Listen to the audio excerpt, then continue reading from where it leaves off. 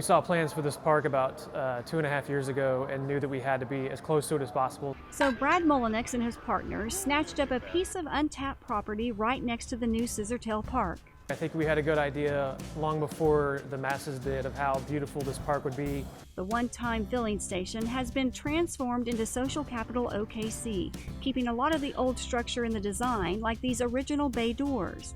The logo symbolizes a 6-speed manual transmission, but the new fuel is located behind the bar. 120 draft beers, all craft and all independent. There's 84 at this bar alone. We designed this ourselves. We've got the faucets directly in the glass.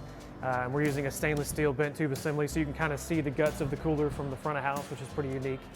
And then we could store probably 250, 300 full kegs of beer that are untapped in there as well. It's a monster of a cooler. It's the heart of the business. It's amazing. I mean, you can't really find that other places. You usually run into like the same beers everywhere you go, so it's cool that there's so much variety. And if you're not into beer, there's a full cocktail and wine menu. It's all one functioning kitchen.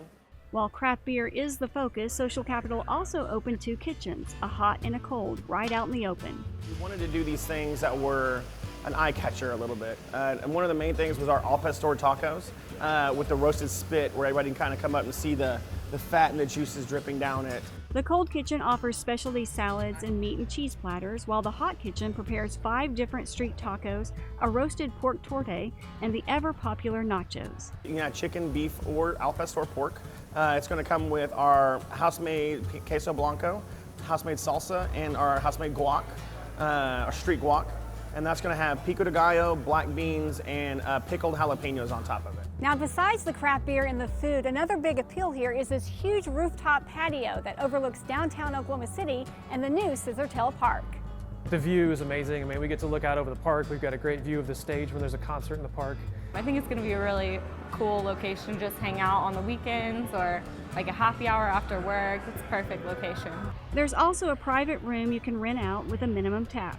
Okay, time for dessert. I want to try some of your homemade ice cream, so I'm thinking the chocolate. And I'm sure glad I did, so be sure and save room for their creamy house-made ice cream. It feels good. We're the first private development on the park, so I think we're here to prove that there's potential here, and I think we'll soon have neighbors, you know. I hope so. Discovering Oklahoma in downtown Oklahoma City, I'm Deanne Stein.